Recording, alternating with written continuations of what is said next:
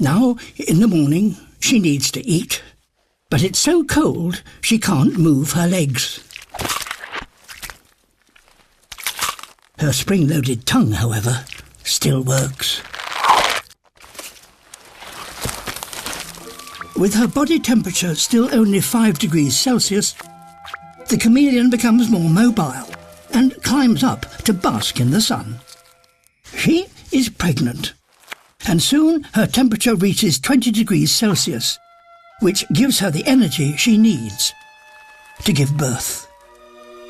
Most chameleon species lay eggs, but here it's too cold for an egg to develop in the open, so she produces live young.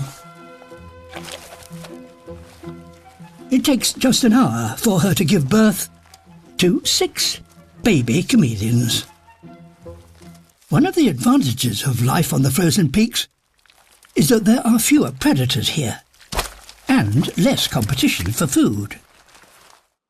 As the sun sets, the temperature falls to below zero in a matter of minutes. To escape the nightly freeze, they need the cover of thick vegetation. A young chameleon caught out in the cold will quickly lose its ability to move and may well die. Most, however, react instinctively and find shelter as quickly as they can.